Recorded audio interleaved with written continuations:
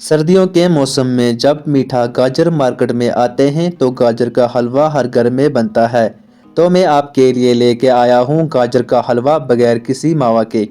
तो सबसे पहले हम घिसा हुआ गाजर लेंगे और इसको मीडियम फ्लेम पे भुनेंगे ताकि इसका पानी खत्म हो जाए। गाजर को 10 मिनट तक ढक के छोड़ देंगे और गाजर सॉफ्ट हो जाए। तो जैसे गाजर आपको सॉफ्ट लगने लगे तो इसमें डाल देंगे दूध। 500 ग्राम गाजर में आप 2 कप दूध डाल सकते हैं।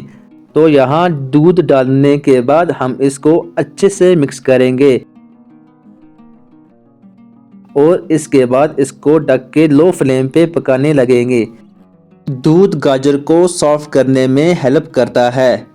आपने इसको चलाते रहना है ताकि दूध जले नहीं। हम इसको फिर से ढक देंगे। तो आप देख सकते हैं दूध सूख चुका है। अब हम इसमें ड्राई फ्रूट्स डालेंगे और इसको अच्छे से मिक्स करेंगे।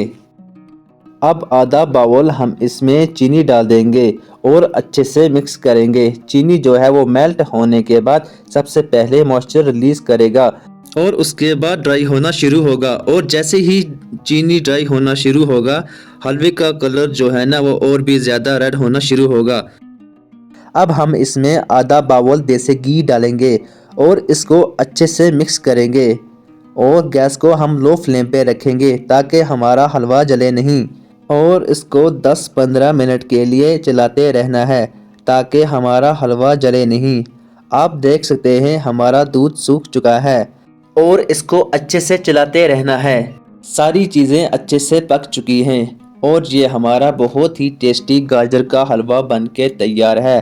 आप इस रेसिपी को घर में ज़रूर ट्राई करें। आपके घर वालों को बहुत ही पसंद आएगी। आई होप आपको हमारा गाजर का हलवा बहुत ही अच्छा लगा हुआ होगा।